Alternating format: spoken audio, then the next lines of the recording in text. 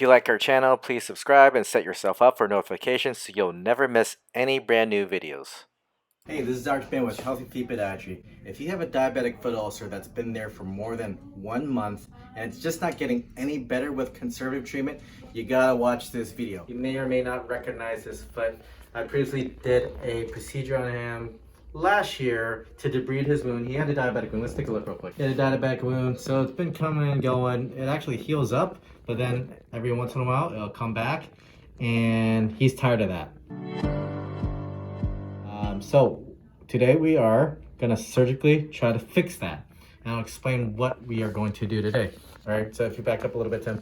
So if you look at his foot here, every time he's walking, he doesn't have a lot of what we call dorsiflexion or movement in the toe. All right, you see how these toes can go all the way up here, but this one, not so much, okay? Not a lot of movement. So when there's not a lot of movement, that means there's a lot of pressure when he walks here, okay? Everybody at home, when you're sitting down, go ahead and play with your big toe. You can normally get way more range of motion on your big toe, but for whatever reason here, our guy doesn't have that range of motion. A little bit of arthritis is in play as well. So our goal today is to increase this range of motion so there's not a lot of pressure on this one point, all right? How do we do that? We are gonna cut his plantar fascia, or part of it, okay? So if we look down here, you could kind of follow his plantar fascia all the way down, all right? You see how every time I pull his big toe up, it tenses up right there? See that? All right, so ideally, theoretically, if we, am I hurting you? No. Theoretically, if I cut the ligament here, that should provide more range of motion up here, okay, see? So there's resistance. This is resisting this up here. So I gotta numb up his nerves. So I'm gonna give him what's called a posterior tibial nerve block. All right, there's a big nerve that runs back here and it supplies the entire bottom of your foot. I haven't done anything yet. I know. You're grimacing. Should we get your wife up here so she can hold your hand? Yeah, I called her. She's like, I ain't coming up here. I don't care about you. Okay, here we go. We'll stick a little burn, okay? I see you pulling away. Don't pull away. So we'll just fill this entire canal here. You right? Mm-hmm. Make sure you breathe, though. All right, instead of re-sticking him every time, we're just gonna pull that off. Put another one on.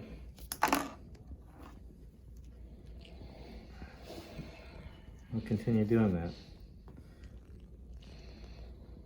Now the worst part about this is actually the medicine burning, but you don't want to get stuck a million times either.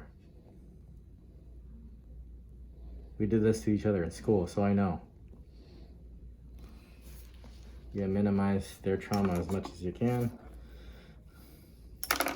And this should be the last one. And later on we'll come back in and we'll do one. And we're back. Nice and numb now, right? We'll test it again one more time. We're gonna go make a small incision right there, essentially. Okay? That's good, right? Yeah. A little bit of pressure? Yeah. I mean, minus a little crying off camera, we're good, right? Yeah. All right, so what we're gonna do, we've already demarcated where the plantar fascia is by that line, and we kind of want to be where the mid-tarsal joint is, which is the midfoot. That's where we want to be, okay? And we're gonna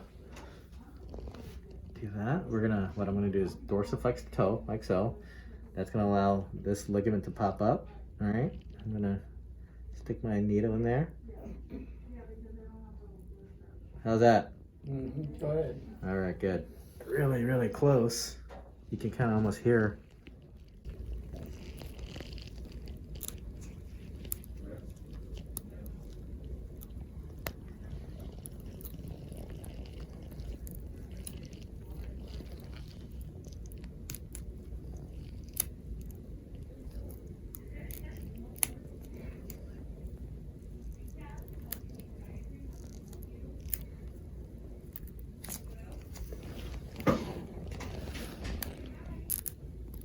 So I'm cutting away the fibers and I could already feel it in the big toe joint. Loosening it up. It's not a lot, but we'll see. You know, worst case scenario, I tell all my patients, oh yeah.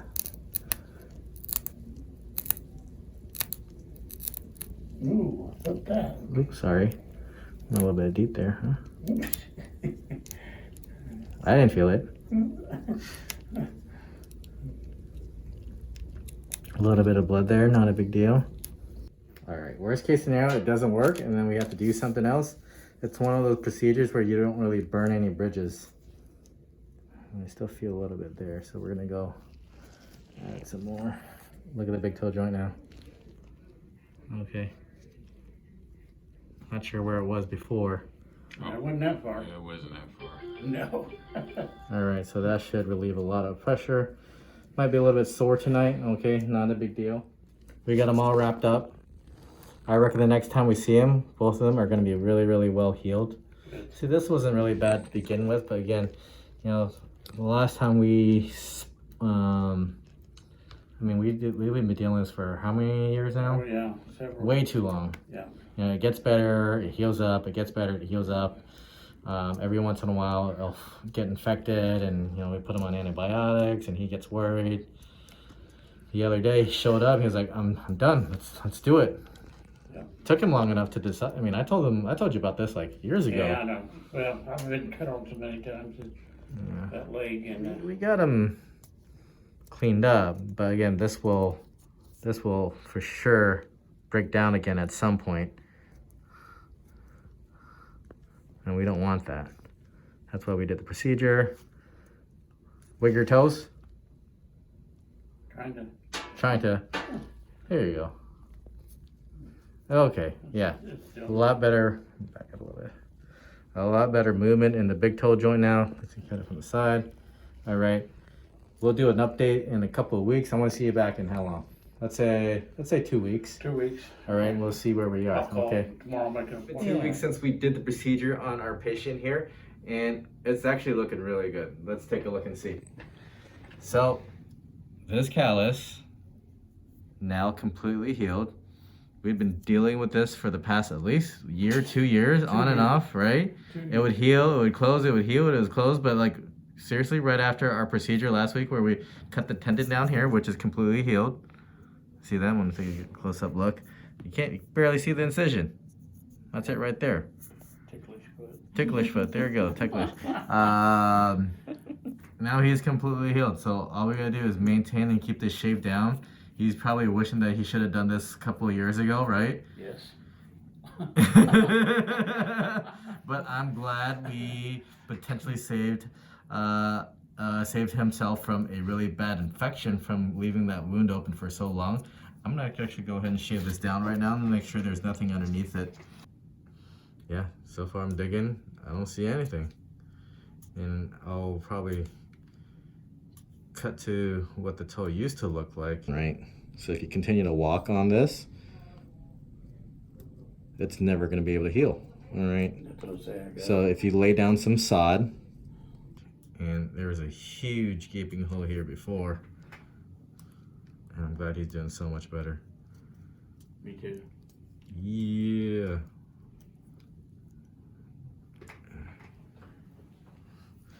So, yeah, I went a little bit low there, but it's okay. It's a lot worse. I'm actually doing more harm than good cutting you right here. No big deal. You'll heal up fine. Oh.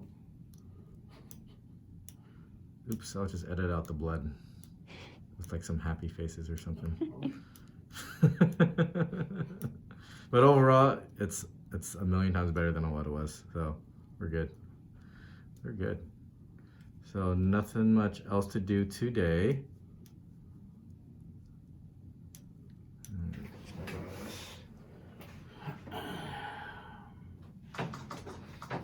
So as a diabetic, you want to make sure you continue doing these daily foot exams, okay? Yeah. Make sure this doesn't re-ulcerate by any means. If it does open up, you know, you let me know. Okay, I'm gonna stop. Keep an eye on it. Didn't bring my A game today. Just caused like 10 new holes. Yeah, but overall, 10 smaller holes and not one big gaping one. So I'll take that any day, okay? Yay! Cool. Thanks for tuning in, guys. Dr. Binh, Healthy Feet Podiatry. If you know anybody with a big toe ulcer right here from diabetes, show your podiatrist this video, okay? Maybe they can do it. It's not a hard procedure to do, but it gets great results, okay? Take care, bye.